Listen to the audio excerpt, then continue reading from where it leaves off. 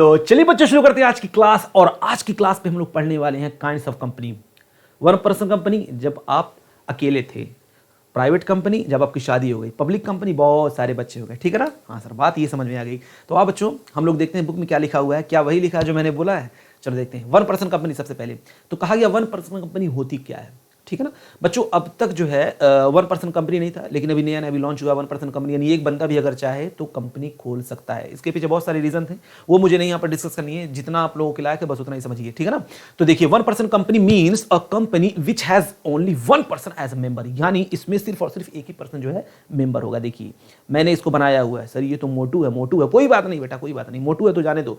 ये natural person होना चाहिए। कंडीशन देखो, अगर एक पर्सन कोई ओपीसी ओपन करना चाहता है तो पहली बात वो नेचुरल पर्सन होना चाहिए, आर्टिफिशियल पर्सन नहीं होना चाहिए। ओपीसी के लिए नेचुरल पर्सन कंपलसरी। अच्छा, वो इंडियन सिटीजन भी होना चाहिए और साथ साथ में रेसिडेंट ऑफ इंडिया भी होना चाहिए। इंडियन सिटीजनशिप मैंने इकोनॉमिक्स बताया है, सिटीजनशिप कैसे मिलती है, या रेसिडेंट ऑफ इंडिया किसको कहते हैं, तो ये इकोनॉमिक्स का पार्ट है। बस इतना समझिए। सिटीजनशिप अगर आपको लेना हो तो जाइए अमेरिका में किसी से शादी कर लीजिए, वहाँ की सिटीजनशिप मिल जाएगी। और रेसिडेंट ऑफ इंडिया का मतलब सिर्फ इतना होगा, आप यहीं पे आपके परदादा 1947 के पहले जो पैदा हुए हैं वो सब के सब आप अगर उनकी नस्लों से हैं तो भैया आप क्या हैं, रेसिडेंट ऑफ इंडिया हैं। ठीक है? तो खैर ये कंपलसरी याद रखिएगा, Indian citizenship plus resident of India दोनों होना चाहिए। आप नेचुरल भी हो और ये दोनों हो तब जाकर के आप ओपीसी खोलने लायक हैं, यानी आप इसमें रजिस्ट्रेशन करवा सकते हैं। वन पर्सन कंपनी में आप रजिस्ट्रेशन करवा सकते हैं। हाँ, ये बात समझ में आ गई। ये देखिए, आप चाहें तो अपनी बीवी को नॉमिनी भी बना सकते हैं या किसी को भी नॉमिनी बना सकते हैं, कोई दिक्कत नहीं है। ठीक है ना? अच्छा, उसके बाद क्या है याद रखिएगा, ये देखो मैं यहां पर लिखा चैरिटेबल पर्पज नो, यानी आप अगर चाहें कि one person company charitable purpose के लिए खोला जा सकता है तो ये पॉसिबल नहीं है, आप ऐसा बिल्कुल नहीं कर सकते हैं। ठीक है ना? ये कुछ कंडीशन है। अच्छा, उसके बाद 50 लाख तक, यानी ये जो है पेडअप कैपिटल 50 लाख तक, नॉट मोर देन 50, यानी आपका जो पेडअप कैपिटल है वो कितना होना चाहिए, हाँ, नॉट मोर देन 50, यानी वो 50 लाख तक आपका पेडअप कैपिटल होना चाहिए। ओके, हाँ सर।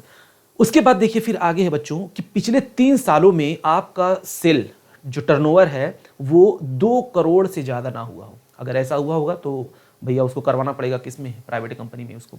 अच्छा, उसके बाद फिर देखिए बच्चों, ये कंडीशन है, ये कुछ कंडीशन है। पहली बात मैंने क्या बताई, सबसे पहले एक नेचुरल पर्सन ओपीसी खोल सकता है। और नेचुरल पर्सन होना कैसा चाहिए सर? नेचुरल पर्सन जो है, नेचुरल पर्सन के साथ साथ वो इंडियन सिटीजनशिप उसको मिली हो और साथ साथ में रेसिडेंट ऑफ इंडिया भी हो। चलो ये बात तो समझ आ गई। फिर सर आपने क्या बताया कि एक नॉमिनी को अपॉइंट कर सकता है। फिर उसके बाद आपने बताया चैरिटेबल पर्पज के लिए ओपीसी नहीं खोली जा सकती। फिर आपने एक बात बताया कि जो कैपिटल पेडअप कैपिटल होगा 50 लाख के ऊपर नहीं हो सकता। फिर उसके बाद मैंने बताया कि जो टर्नओवर है पिछले 3 सालों में वो 2 करोड़ के ऊपर ना गई हो। फिर उसके बाद मैंने बताया बच्चों कि इसमें डायरेक्टर एक, बहुत पॉइंट वाली बात है, डायरेक्टर एक मिनिमम और मैक्सिमम 15 डायरेक्टर हो सकते हैं। सर मालिक एक डायरेक्टर 15, हाँ हो सकता है भाई, अब है तो है। ठीक है? हाँ सर, बात तो समझ में आ रही है आपकी। फिर उसके बाद देखते हैं बच्चों अगला प्राइवेट कंपनी। अब प्राइवेट कंपनी में क्या है, देखिए प्राइवेट लिमिटेड मैंने यहाँ पर लिखा हुआ है, a private company is one which for a minimum paid up share capital as may be prescribed and which by its article of association, यानी इसका जो है पेड अप कैपिटल जो है प्रिस्क्राइब्ड होगा, पहले ही दिया होगा। जैसे इस समय 1 लाख रुपए मिनिमम पेड अप कैपिटल होना चाहिए। चलिए देखते हैं बच्चों इसमें क्या क्या है। यहां पर restricted to transfer its shares, यानी अगर यहां पर रिस्ट्रिक्शन है कुछ कि वो शेयर्स को अपने फ्रीली ट्रांसफर नहीं कर सकते हैं, लेकिन बहुत सारे रिस्ट्रिक्शन के साथ। उसके बाद मिनिमम इसमें 2 हो सकते हैं और मैक्सिमम कितने हो सकते हैं, 200। हम लोगों ने इसके बारे में पहले डिस्कस कर लिया है। मिनिमम 2 और मैक्सिमम देखिए यहाँ पर 200 मैंने बनाया, मैक्सिमम कितने हो सकते हैं, 2 हो सकते हैं। फिर उसके बाद कोर्ट, देखिए मैंने यहाँ पर कोर्ट को बनाया है बच्चों। ठीक है? यानी जज, यहाँ जो कोर्ट है कहता है कि भैया आप रिस्ट्रिक्टेड हैं, आप नहीं इनविटेशन दे सकते हैं पब्लिक को। यानी जैसे पब्लिक कंपनी जब होती है तो हम लोग जो है किसी को भी जो है प्रोस्पेक्टस दे करके मतलब उनका शेयर वहाँ से पैसा रेज कर सकते हैं।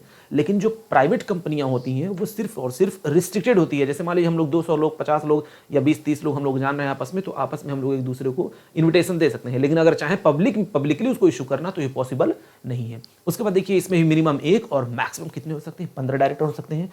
और बच्चों बहुत काम की बात, हाँ सर काम की बात बताइए, काम की बात बताइए। यहाँ पर उसके कोई भी प्राइवेट लिमिटेड कंपनी है उसके नाम के आगे क्या वर्ड लिखा रहेगा, उसके नाम के आगे लिखा रहेगा प्राइवेट लिमिटेड, जैसा कि मैंने बिल्कुल नीचे लिखा हुआ है। ओके, हाँ सर ये बात आपकी समझ में आ गई। उसके बाद पब्लिक लिमिटेड। अब देखिए पब्लिक लिमिटेड कंपनी क्या होती है, वो कंपनी जो प्राइवेट लिमिटेड नहीं है वो पब्लिक लिमिटेड है, ठीक है। A public company is a company which is not a private company. अगर प्राइवेट कंपनी नहीं है तो क्या पब्लिक कंपनी है? क्या क्या मीनिंग है, वाह। उसके बाद देखिए क्या है इसमें बच्चों मिनिमम 7 मेंबर्स होने चाहिए, और मैक्सिमम जो है वो कितने हो सकते हैं? अनलिमिटेड हो सकते हैं। मिनिमम 7 मेंबर होने चाहिए इस कंपनी को ओपन करने के लिए, और मैक्सिमम अनलिमिटेड कितने भी हो सकते हैं। उसके बाद फिर देखिए डायरेक्टर चलाने वाले मिनिमम 3, यानी 3 से कम डायरेक्टर नहीं चाहिए, मिनिमम 3 हो, और मैक्सिमम हो सकते हैं कितने? 15। ओके। और जो भी पब्लिक कंपनी होगी इसके नाम के आगे क्या वर्ड लिखाएगा? लिमिटेड वर्ड लिखाया जाएगा। ओके। फिर बच्चों आइए देखते हैं कुछ और कंपनियां हैं छोटी छोटी, उनके बारे में बात करते हैं। Limited liability company. Limited liability company क्या होती है? एक ऐसी कंपनी होती है ना जिसमें मेंबर्स की लायबिलिटी जो है लिमिटेड एमओए में दिया रहता है, एमओए में दिया रहता है कि उनको कितना जो है पैसा पे करना है, तो उसको हम लोग लिमिटेड लायबिलिटी कंपनी के, छोटा सा टर्म्स है, इसके बारे में हम लोग को बहुत ज्यादा नहीं जानना बस। अच्छा, उसके बाद अनलिमिटेड लायबिलिटी मतलब देखिए ये रो रहा है बेचारा, रो रहा है, ये रो रहा है, कह रहा है कि मेरी लायबिलिटी अनलिमिटेड हो गई, ऐसी कंपनी में मैं क्यों जो है ऐसी कंपनी का शेयर खरीदा। ये रो रहा है बेचारा, रो रहा है। सर इसको चुप करवाइए ना। नहीं करवा सकता बेटा, ये गधा है, ये नालायक है। इसने जो ऐसी कंपनी में पैसा लगा दिया जहां की लायबिलिटी क्या थी? अनलिमिटेड थी। हाँ, सर ये तो रो रहा है, हमको देखा नहीं जा रहा है। कोई बात नहीं बच्चों, कोई बात नहीं, ठीक है। तो अनलिमिटेड लायबिलिटी कंपनी कौन सी कंपनी होगी? जिसमें शेयर होल्डरों की लायबिलिटी अनलिमिटेड होगी, अपना घर बेच करके जो है वो ला करके देंगे। अगर कंपनी के ऊपर कोई रिस्पॉन्सिबिलिटी, कोई लायबिलिटी है तो अपने घर को बेच करके ये उनको पेमेंट करेंगे, ठीक है ना। इनकी लायबिलिटी, ऐसे शेयर होल्डर की लायबिलिटी अनलिमिटेड होती है। हालांकि अब ऐसी कंपनी एग्जिस्ट नहीं करती है, फिर भी है तो है।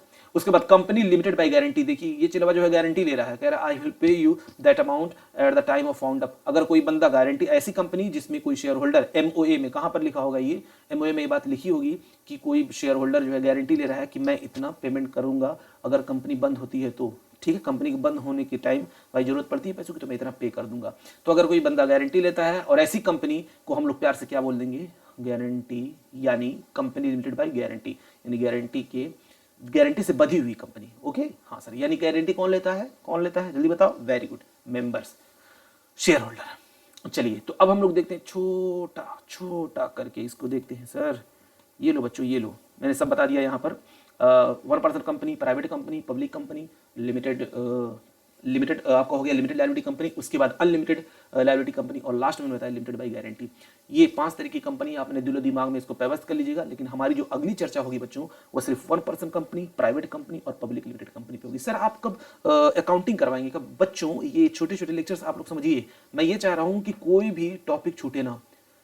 प्रैक्टिकल तो हम लोग करेंगे ही करेंगे, पहले हम लोग बिल्कुल बेस मजबूत कर ले कि अगर थ्योरी में से भी कोई क्वेश्चन करे तो हम इजीली उसका आंसर दे सकें। क्लियर? हाँ सर, बात समझ आएगी। Thank you sir, thank you, very good बच्चों, वेरी गुड। चलो ठीक है, बाय बाय।